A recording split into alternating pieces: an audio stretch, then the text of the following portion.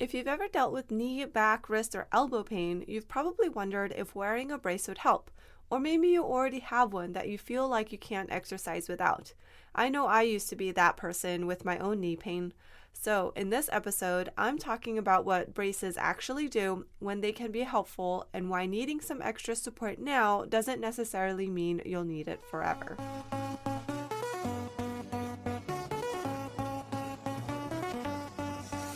Hello, and welcome to Candid Conversations with Dr. Kelsey. I'm your host, Dr. Kelsey, and this is the space where I share my honest thoughts, real experiences, and the no BS conversations I wish more people were having about movement, training, injury recovery, and life as an active human. The goal of this podcast is to help you better understand your body, think more critically about rehab and fitness, and feel more confident making decisions so you can stay active long term. Before we start, a quick reminder. I am a physical therapist, but I am not your physical therapist. Nothing here is medical advice. So if you're dealing with something specific, please reach out to your PT or schedule a session to work with me. All right, now let's get into today's conversation.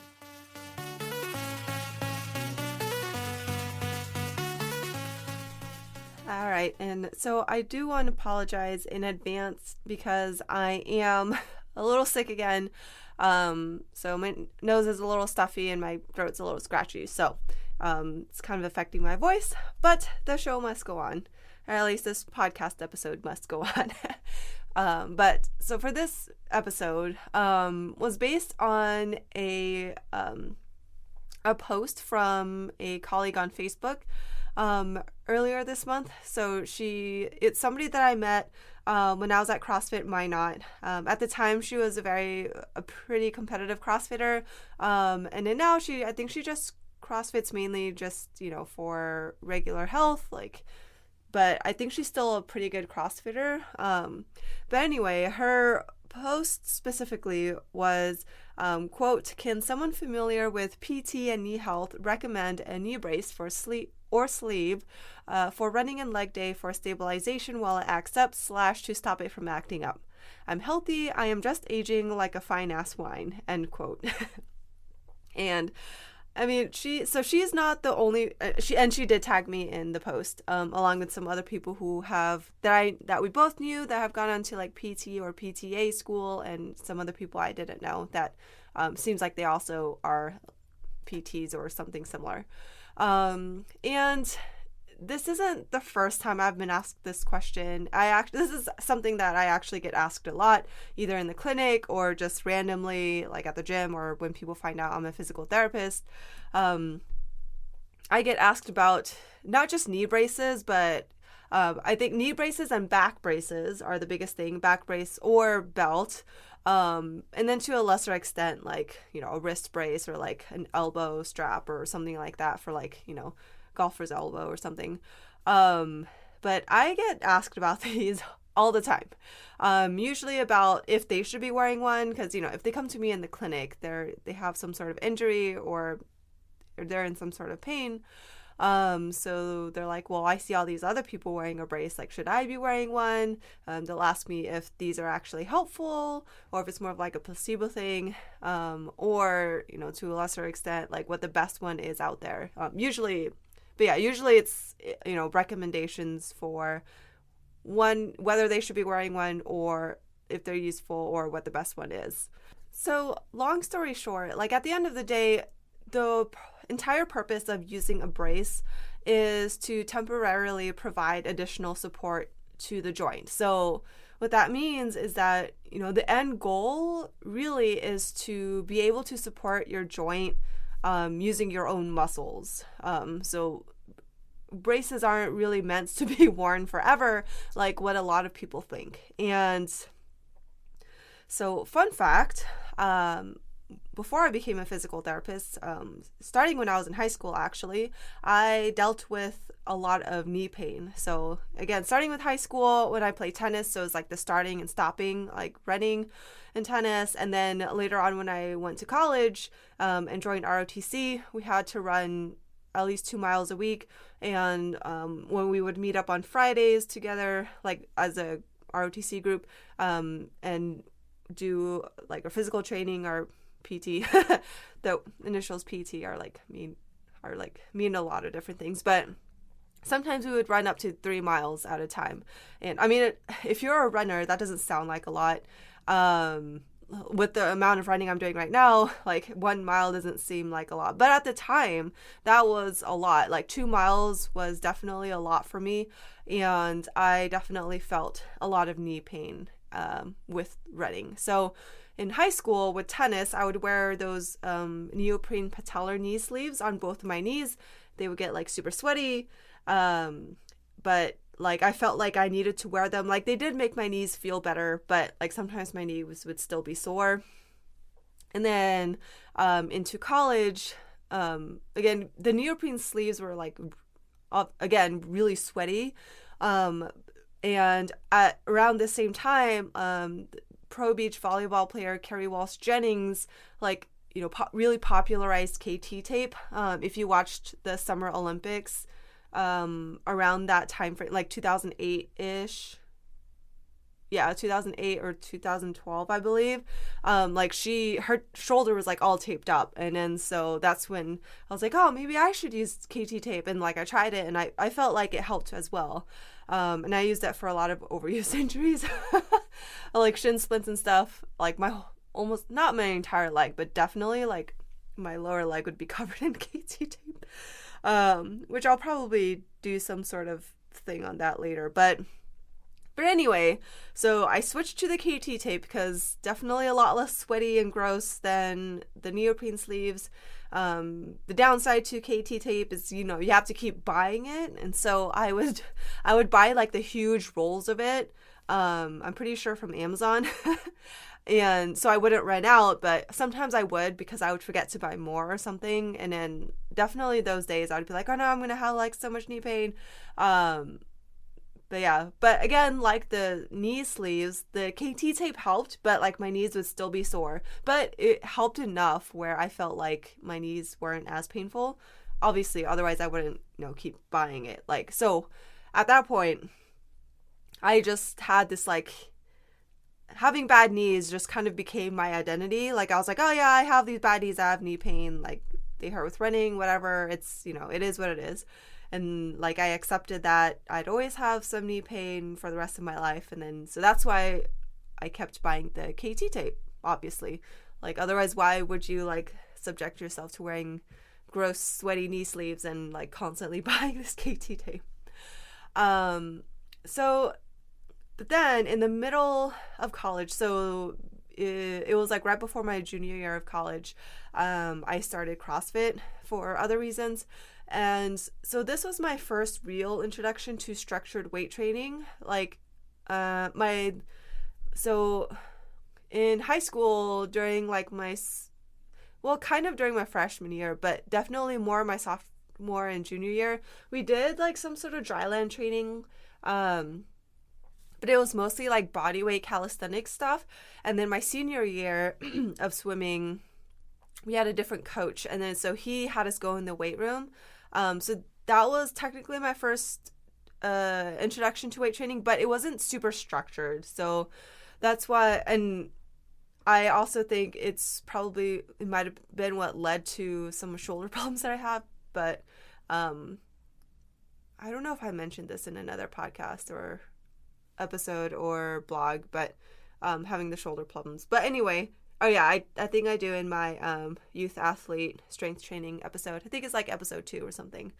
But anyway, so yeah, it wasn't very structured in high school. That experience was not very enjoyable.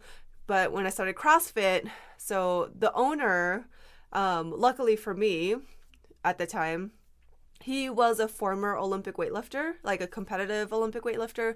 And so even though we were doing CrossFit, he like really emphasized weightlifting technique. And then at the time, like I'm pretty sure everyone programmed their own workouts like the coaches did. It's not like now where people are like, oh, do you follow like Mayhem programming, or do you follow like, I mean, I know CrossFit has their affiliate programming. That's what the gym I go to uses.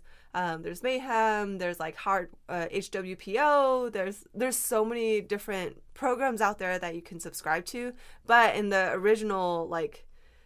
originally the coach or the owner slash head coach was the one that programmed all the workouts.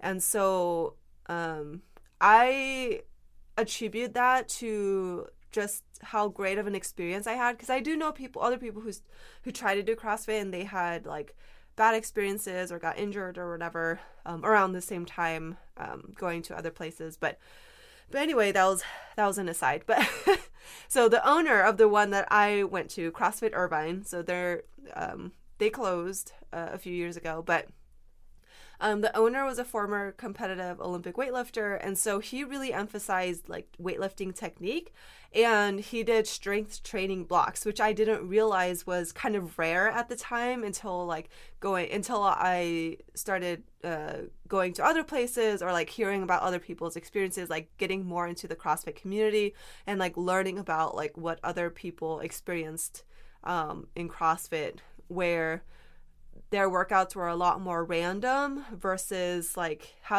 being variable but still having a structure. So I think that was probably pretty rare at the time.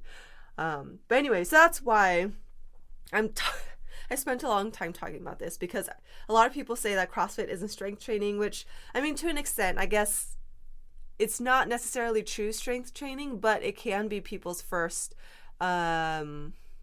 experience into like resistance training. So that was my experience. But anyway, that's that's a conversation for another day, another episode. So yeah, started CrossFit, and when I started CrossFit, I mean, I was still using the knee sleeves for like squatting and stuff, partially because it seemed like other people were using it, so I'm like, I should use it too. Eventually, I don't think I started using like the rebound knee sleeves. I was trying to remember when I bought them, and like I feel like I bought them when the games were first in Madison, at the CrossFit Games, like in Vendor Village. But I'm like, I thought I had them before, but I feel like I was wearing the patellar ones, the ones with like the little hole for your kneecap. And then it wasn't until like, what was this, 2017 or whatever, that they were in Madison, that I got like quote unquote real ones. But I don't know, I can't remember, it's been too long.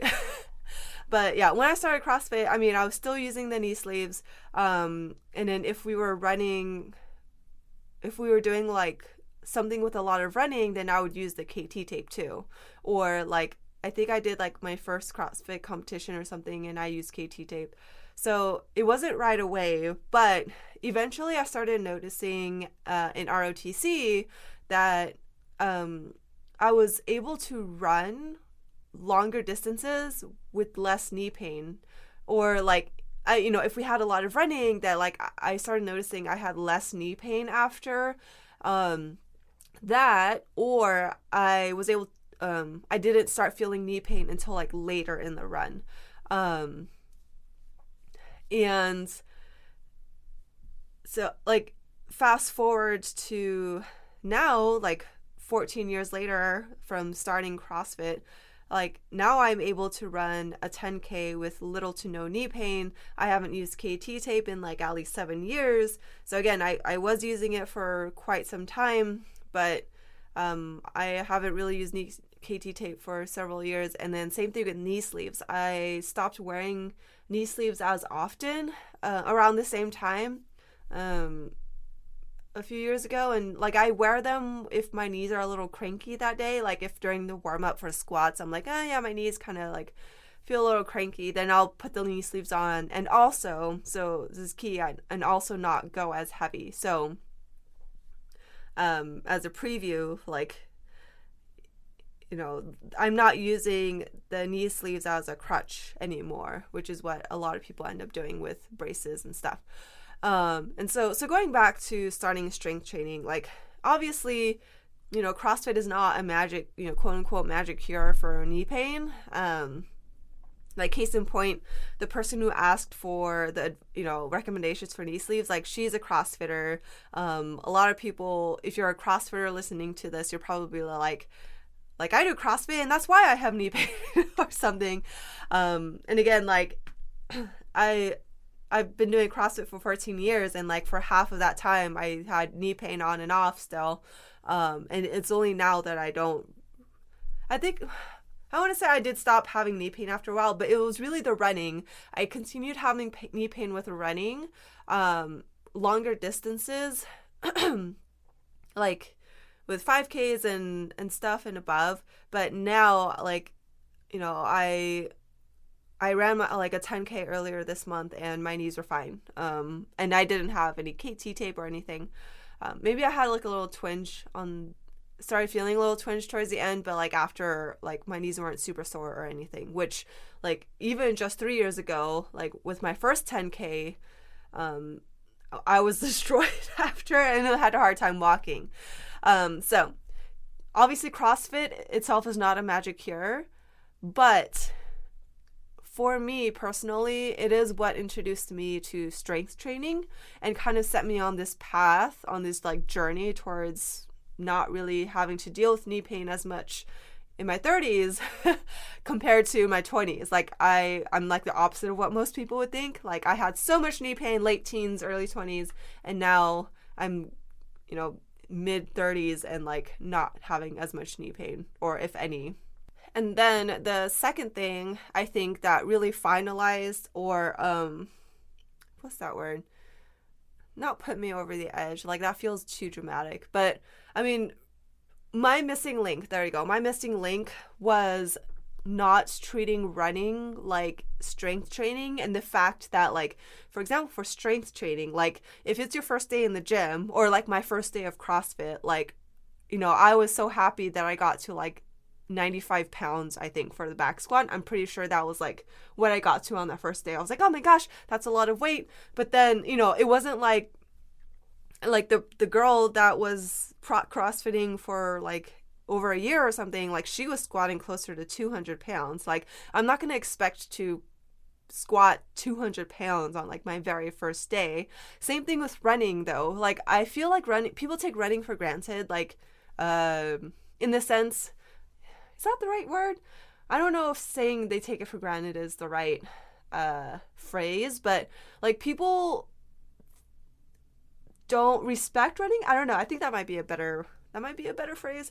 Like they think it's supposed to be easy, but in reality it's also something that you have to build up to. It's like someone who has not run, either hasn't run in forever or like first time running, they're like, oh yeah, I can run one mile, no problem. But then like 1 mile is actually it's pretty far. Like obviously, again, like with my current mileage, like when I go on runs, it's like around 5 miles each time, which to some people that's not a lot either.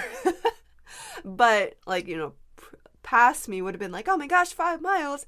But you know, but I built up to that over several months, over like the last 2 years at least.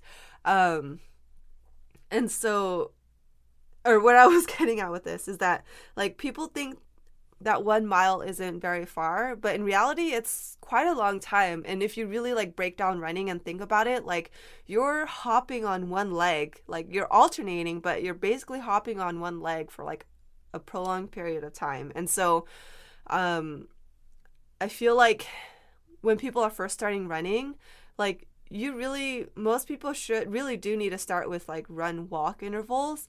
But then I don't know. So I feel like some people see it as like a cop out or something. I think it's also misleading because it's not like for strength training, like if you get to a weight that you can't lift, like you're just going to, like you just won't be able to move the bar or whatever. Like you fail it. Like your body literally cannot do that weight. And it's pretty obvious. But with running, it's more of like an overuse injury, which I'll talk about in a little bit, but it's something that you have to trial and error where that sweet spot is for what you're capable of right now, like what distance you're capable of right now. Because there's definitely been times where I'm like, oh, like 4 miles seems like a lot, or 4 or 5 miles seems like a lot. And then like I do it and I'm like, oh, that wasn't too bad actually. But there's other times where, for the 4 or 5, that was like after I'd been like training for a little bit. But then when I was sick a few weeks ago, and at the end of last month, and then I couldn't run actually because I had hand, foot, mouth disease and had blisters on my feet. I couldn't run for 2 weeks. I mean, I could barely even walk. And so my first run back, I had to run, or I didn't have to, but I ended up running almost 5 miles. And then during the run, I was like, oh, actually, I'm feeling better than I thought I would. And then it wasn't until like the last 2 miles, I was like, you know what? I'm starting to get like super tired. And man, I was so sore the next day. Like I made it through the 5 miles, but I was so sore. And it's like one of those things where there's no like hard endpoint really. I mean, we can, we can do like nitty gritty details like, oh well, like sometimes like ultra running like or marathon running or whatever, like some like their legs are cramp up or whatever, like those are extremes. Because again, like with weight training, if you're going up to like a 1 rep max, which I mean, I guess you shouldn't be doing a 1 rep, like finding your 1 rep max like multiple times a week anyway, but there's still like, a point where it feels like too heavy and then you're like, nah, okay, I'm good, I'm done. Versus with running, like sometimes people will just keep going and going and then just overdo it, but keep trying to force it, even though they're unknowingly overdoing it every single time.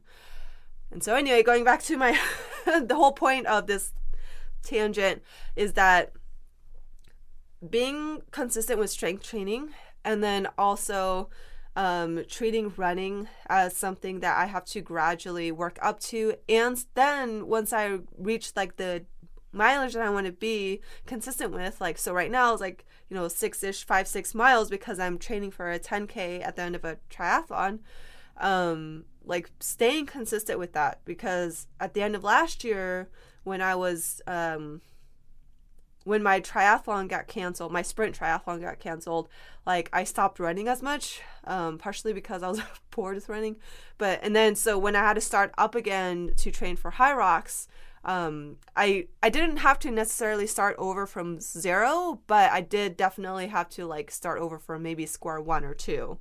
Versus if I had just like stayed consistent with it, I wouldn't have had to work as hard.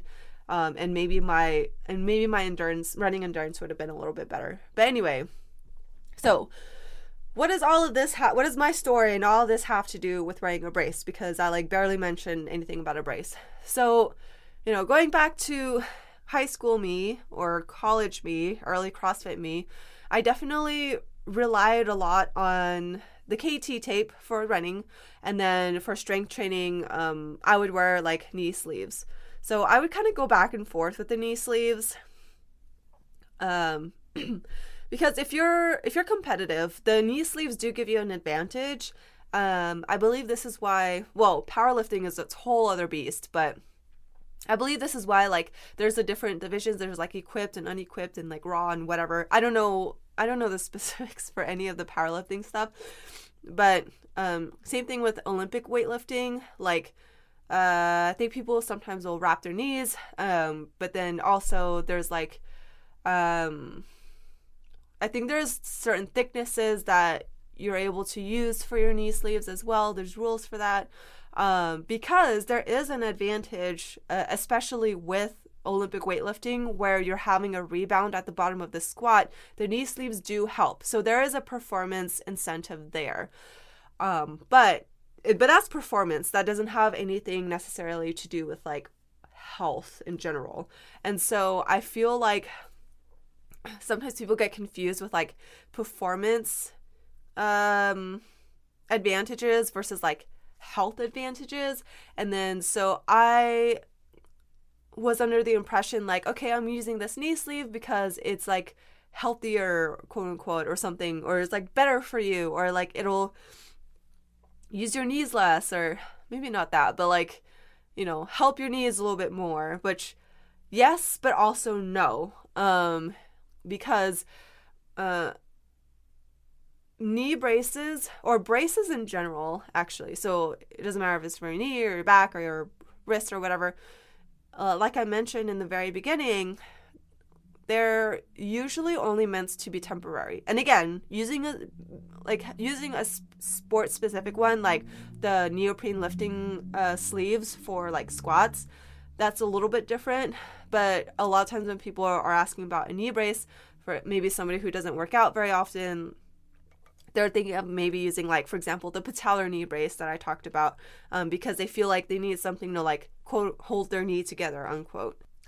But however, for most braces, so ones that aren't meant for a specific, like, sport reason, I can't think of words right now, oh my gosh, they're only meant to be used temporarily. So I'm thinking more of, like, some of the back braces, definitely wrist braces, and even the tendon ones, like the patellar strap and even the elbow strap, like, those aren't necessarily meant to be used long term, even though people do end up using them long term. Those are more to provide temporary support. Well, the patellar, the tendon straps, they're providing support in a different way, like not necessarily to the joint itself, but it's helping with pain relief. But anyway, like, all of those braces are meant to kind of support the joint and give you some external support when your body isn't able to. And it's usually because of an injury that's causing your pain. And then, so when you're using the brace, either you're, like, waiting for the injury to heal or whatever, and then you gradually wean out of the brace and, like, start using the joint more, or you're simultaneously, like, going to physical therapy while wearing the brace day to day, but going to physical therapy and, like, getting the muscles around the joint stronger, and then eventually, again, wean the brace off.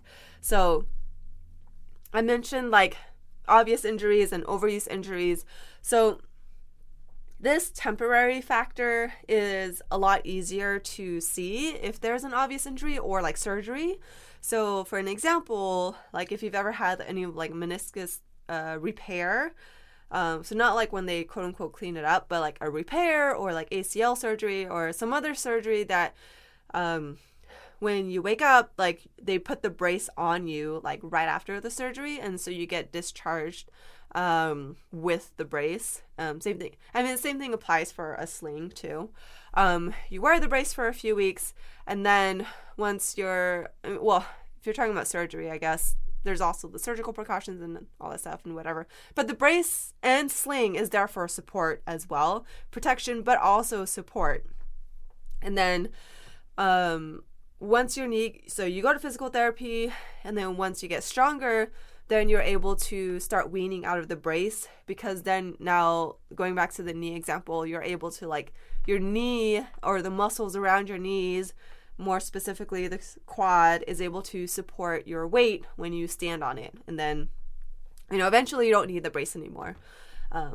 Again, we can talk, like, nitty gritty or whatever, just small details. Like, yes, I know some doctors would be like, well, you need to wear this ACL, like, dynamic brace for running or whatever. But that's, again, it's a conversation for another episode. For the most part, once your knee is able, in this example, I guess in the sling example also, once your knee / shoulder is able to support your weight / the weight of your arm, after it gets stronger in physical therapy, you wean off the brace, wean out of the sling, and then continue strengthening and all that good stuff. So that's an obvious scenario. But overuse injuries are tricky, and I've mentioned this before, probably in a few of my blogs or newsletters, emails. Because with overuse injuries, there's not an obvious event that got you injured. Like one day you just realize you have pain, and you can't really think, like, maybe you think, like, oh, I didn't have pain 2 months ago, but you can't think of, like, a specific event, like, oh yeah, I twisted my knee, or like I fell or something where you got injured. It's just now you seem to have pain, and, like, now that you think about it, you've been having this pain for a few weeks now, or a few months. And part of it is because, again, overuse injuries don't happen, like, they happen when you are continuously doing more or constantly doing more than what your body can handle or recover from. And they're tricky because there's not, like, I'm repeating myself. They're tricky because there's not, like, a specific event that tells you to, like, pull it back or any like maybe pull it back, or maybe like you shouldn't keep going at this level. It's just over time it just compounds, and eventually your body's like, hey, I can't really deal with this anymore, and like then starts being painful, like the area like the knee or whatever starts being painful. And as I'm saying this, that overuse injuries are sometimes like these pains that kind of like come on when you're not expecting it. It might sound a lot like being in your 30s or being in your 40s or whatever, or older, and then like now you're like, oh yeah, now I'm having some knee pains. Like, but I feel like sometimes when it's people end up making it an age thing where they're like, oh yeah, I have some knee pain with running, but it's because I'm in my 30s now or whatever. It's like part of getting older. Or like what my colleague was like saying is like, it sounds like her knee has been acting up more than before, and so she's just chalking it up to being older now versus before when she was able to recover a lot better, or probably a lot faster. And what I'm trying to get at is that a lot of times people attribute some of these joint pains to just getting old, and then because they associate it with getting old, they kind of assume that there's nothing that they can do about it. They're just like, oh, it's just something that I have to deal with, and I'll just get a brace to help me deal with this pain because I'm old now, and that's what you have to do. When in reality, it's probably an overuse injury, and that you can do something about. And like I mentioned, maybe they're not doing more than their body, maybe their training volume is about the same, but overuse injuries don't just happen because you're doing more than your body can handle. They also happen if you're not recovering adequately. And as we get older, we're still able to do things. It's just the reason why things feel harder is because we don't recover as well. So there's that piece. That's where that's the piece that starts playing a bigger role as we get older, that recovery piece. But yeah, so again, a lot of times, people will think that like they need, like my colleague again, they're getting older, they're starting to have more knee pains or whatever, and then so now they need to get a brace so that they to, as someone else has said before, like quote unquote hold their knee together and stabilize it. But like I mentioned in the beginning, like the whole point of using the braces, yeah, it does help with pain, so it can be helpful, but it's something that's temporary. Like, it's not something that is meant for you to use forever. I mean, if you want to, go for it, I guess, but if you rely on it as a crutch, like, then you run the risk of injuring yourself more, because now, like I mentioned with when I use the knee sleeves for a squat, and as we kind of talk a little bit more about like back braces, I feel like people start seeing these braces, like a knee sleeve or a lifting belt more specifically in the workout space, as crutches, as things where it's like, oh, if I don't want pain, then I need to use these these pieces of equipment, when in reality the reason why you're having pain is because your body is not ready for whatever loads that you're putting on it. And so kind of moving, I want to touch a little bit on back braces and lifting belts. So I see at the gym, sometimes people will get super reliant on like a lifting belt. And again, same thing with like knee wraps or knee sleeves for competition. There is a performance advantage with a lifting belt. It does help with your brace, your core, stiffen your core more so that you have so that you're able to support more weight, have more intra-abdominal pressure, and support more weight when you're lifting. So there is performance and advantage for that. But when it comes to overall health, people end up thinking, well, if the well, if this lifting belt helps me lift heavier, that means that using a lifting belt is going to prevent back pain because it's providing me support. When, again, in reality, we want to already have that muscular base. We want to have that base of strength to support your core.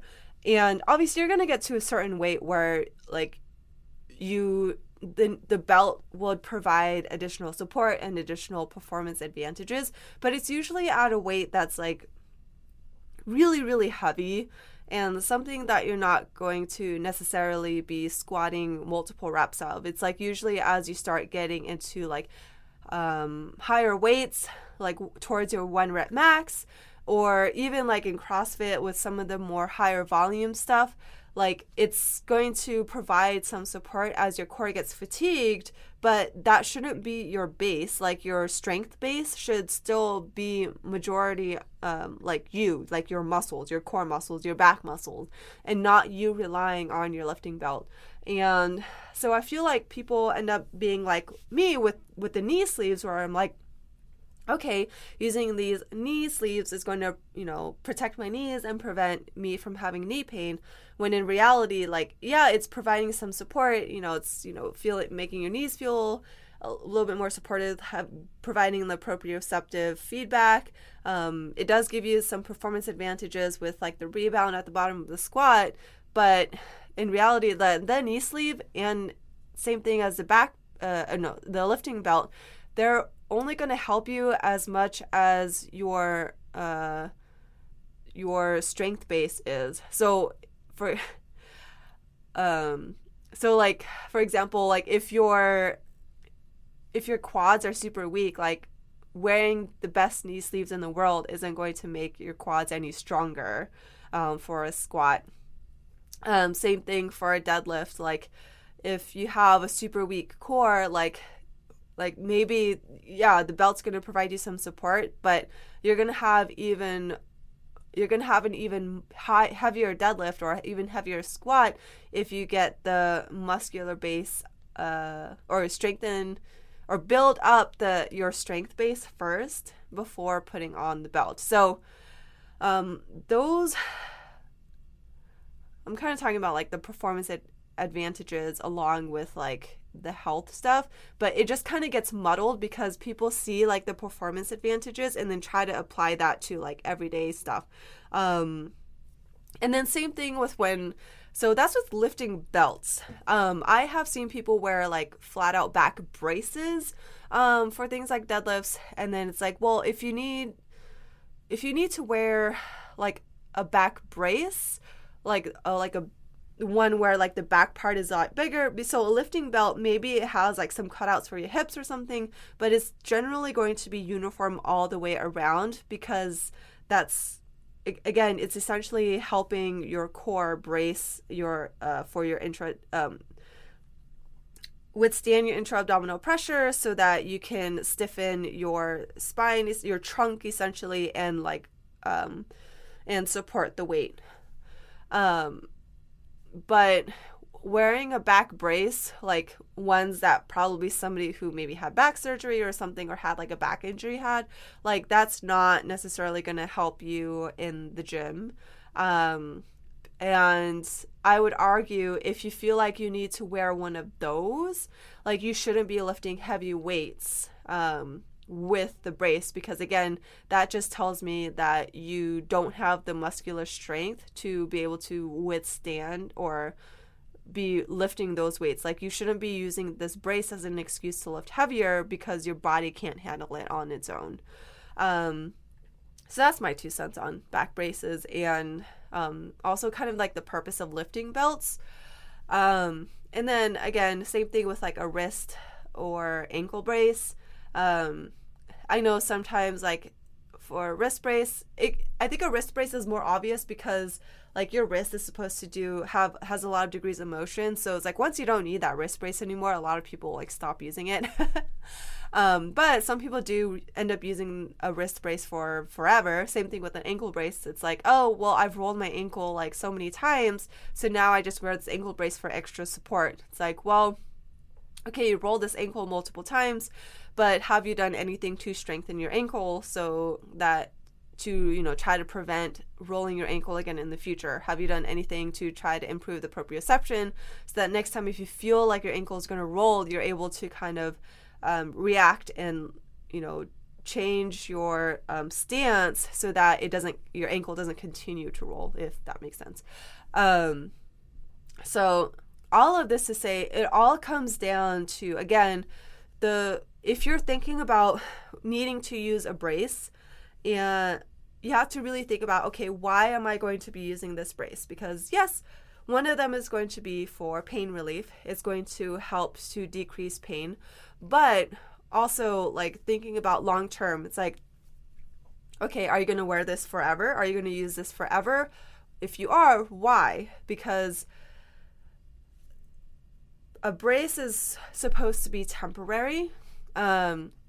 If you're at a point where like you're having a lot of pain, or obviously if you're injured, that's obvious, but if you're at a point where you're having a lot of pain, the brace is going to help give you some support so you're not in as much pain, but you still have to address the underlying cause. It's like, do you need to improve your strength? Or are you overusing that area and you need to kind of look at your training volume and pull back a little bit and let, for example, the knee kind of adapt to all of this extra volume? So going back to my running example, because those are the two biggest causes that I've seen for these overuse injuries and these like joint pains that a lot of people think are because they're getting older, but usually it's because either you're not recovering as well as you used to, so you need to like spend a little bit more time like kind of tweaking your recovery strategy, maybe like looking at your training volume. You really shouldn't be working out 7 days a week, like 6 days a week maximum, and like that seventh day you're like really doing almost nothing, like maybe going on a walk, looking at the looking at the recovery. Or like again, when I was in my 20s, when I didn't have kids, like I was able to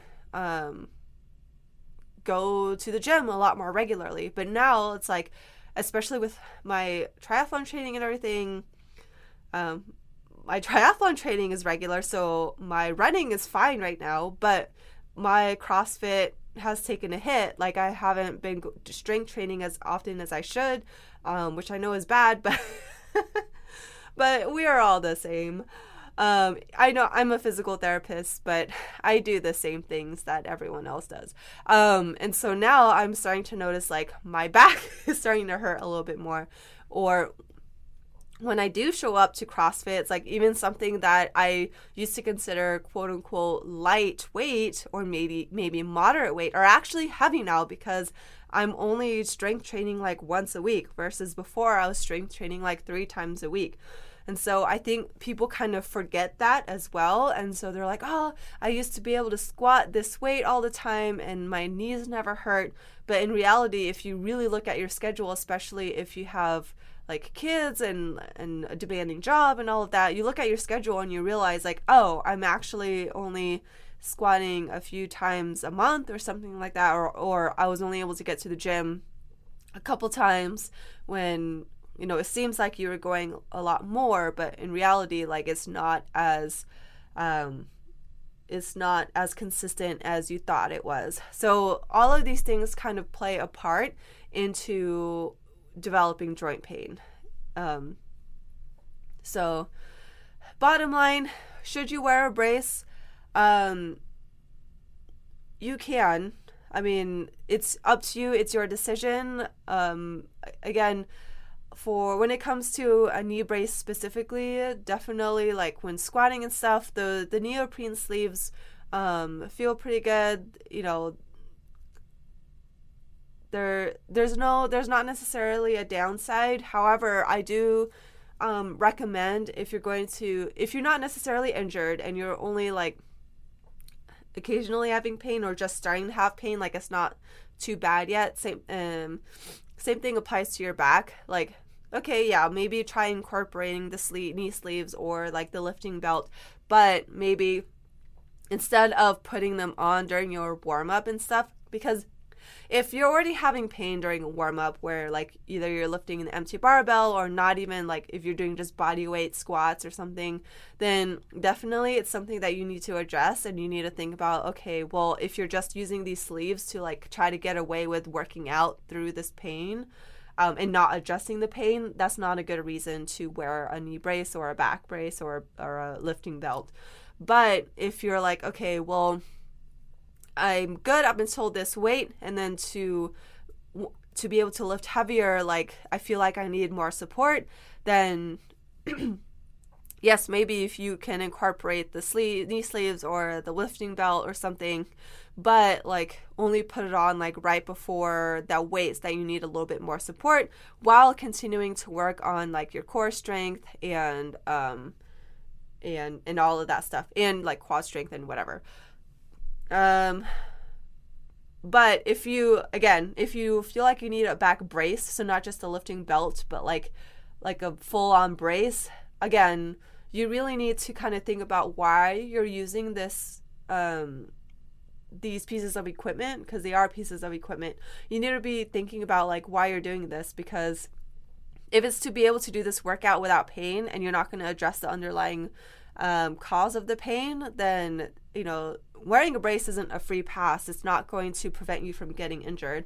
If anything, it might make you it might increase your chances of getting injured, because you're going to be trying to use weights that your body isn't ready for.